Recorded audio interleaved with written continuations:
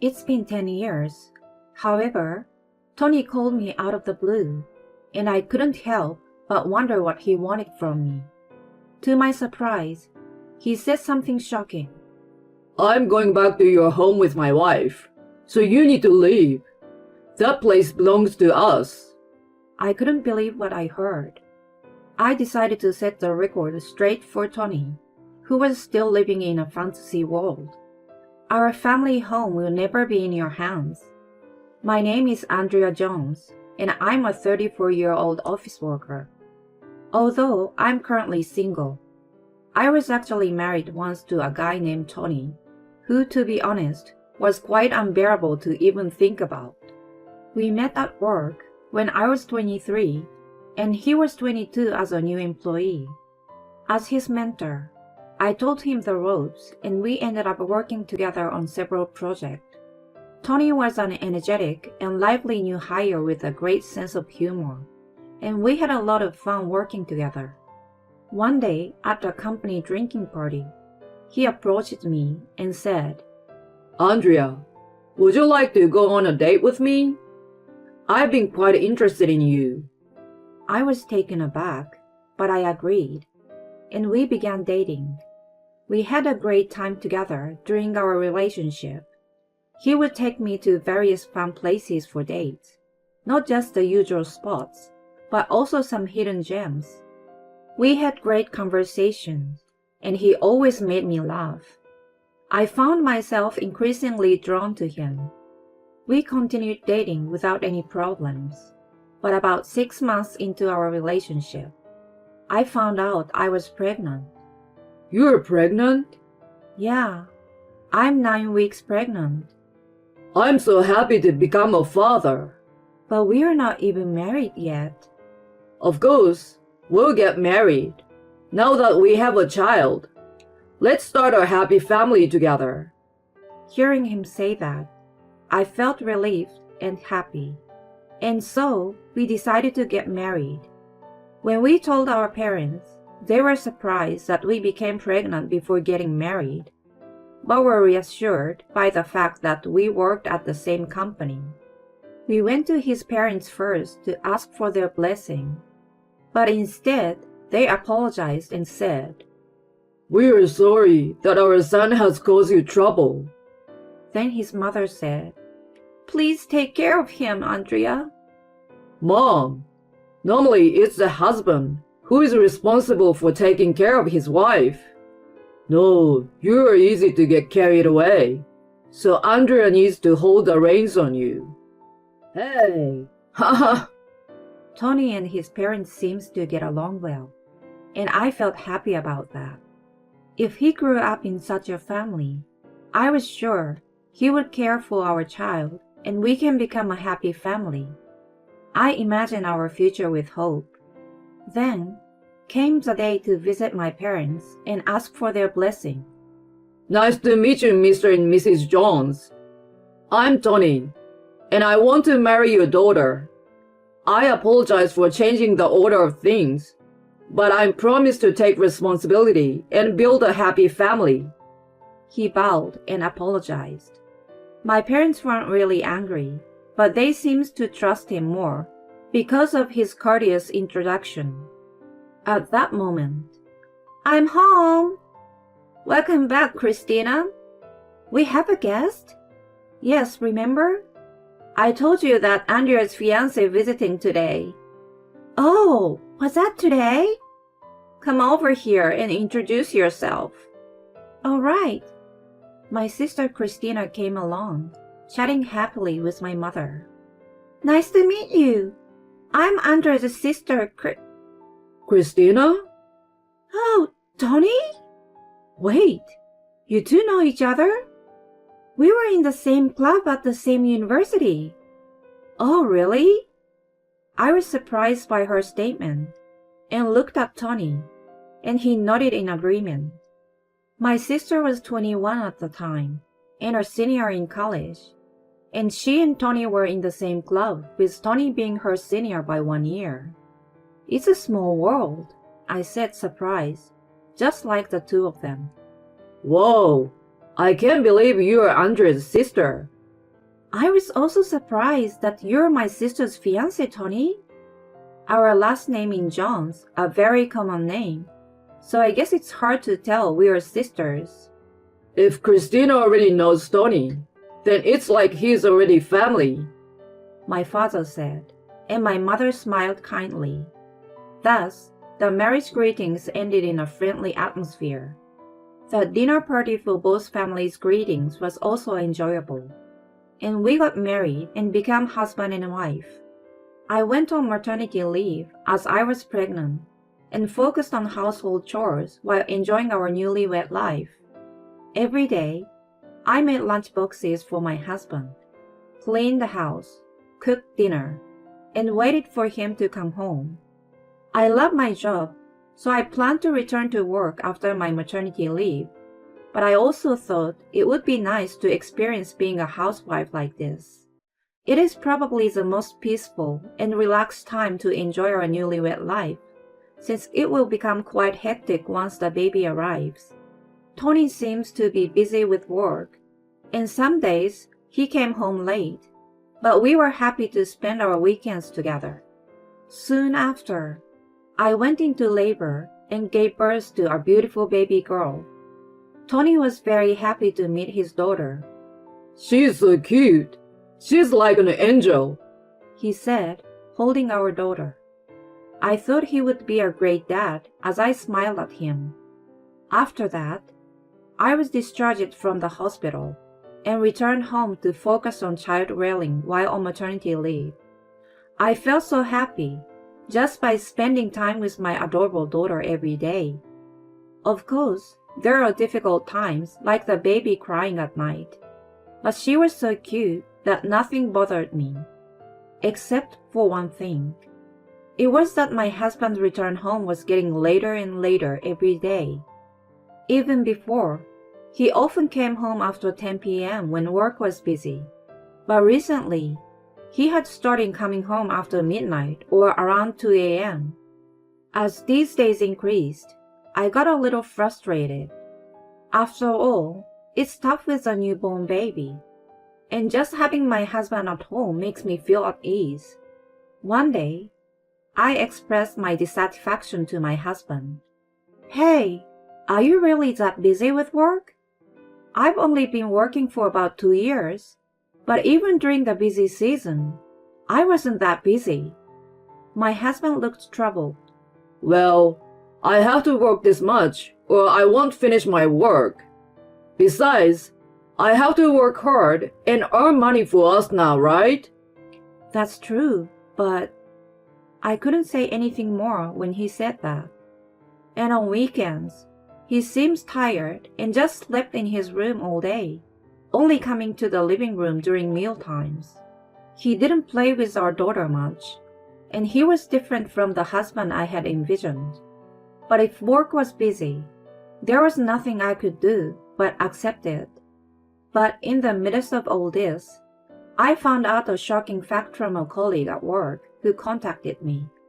The call came during the day. Hey, isn't this Tony? My colleague was apparently off that day, and she came to town to do some shopping. She saw my husband dressed in a suit, walking with a woman she didn't know, and she took a picture and sent it to me. What?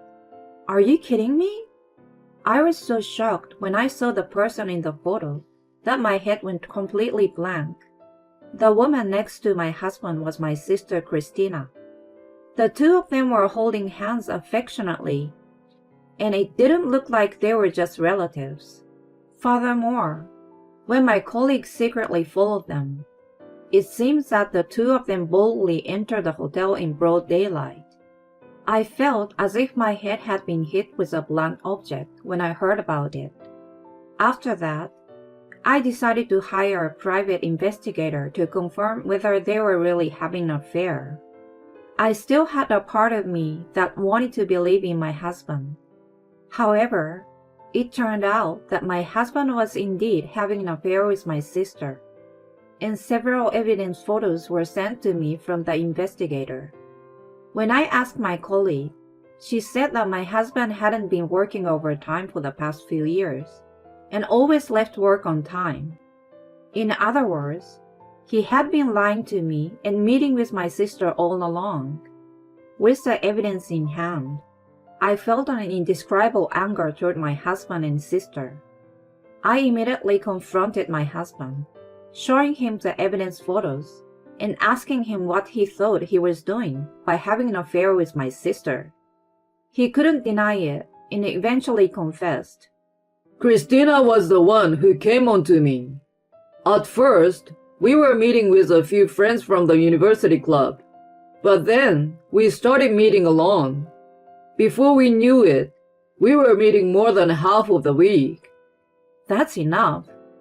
Do you think you can get away with doing something like this? I'm going to divorce you and make you pay alimony. I guess that's inevitable. Of course. I will make Christina pay too. Huh? He was very surprised when I said that.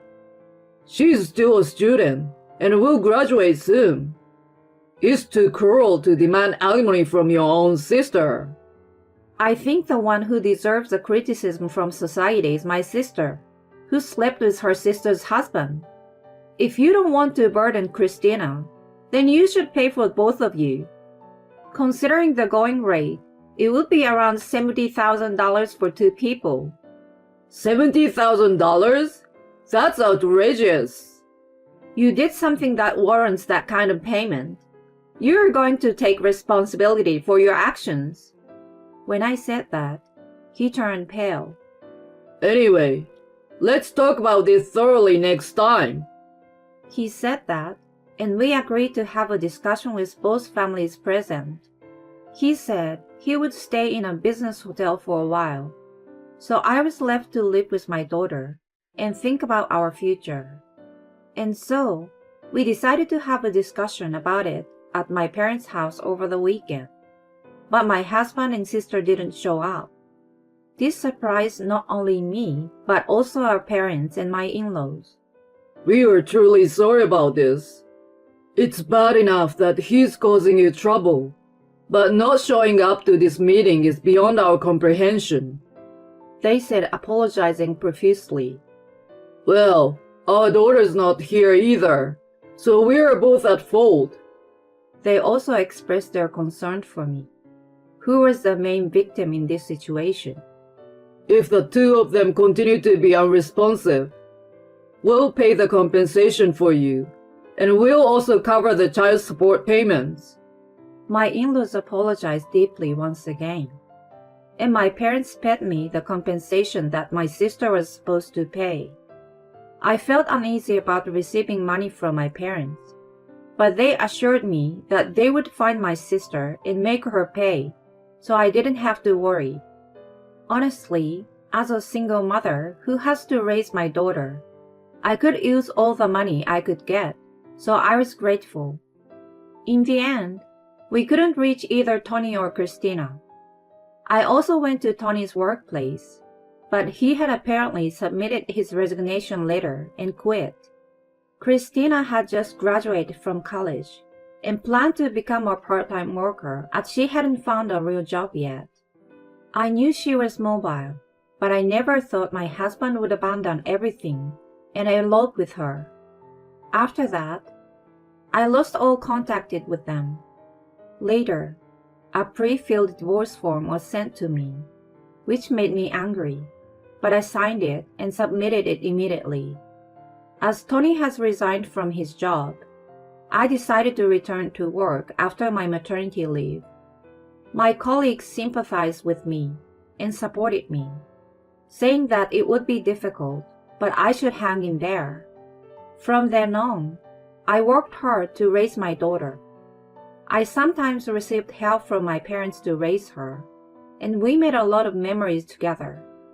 Before I knew it, 10 years had passed, and my daughter had grown up to be a wonderful girl.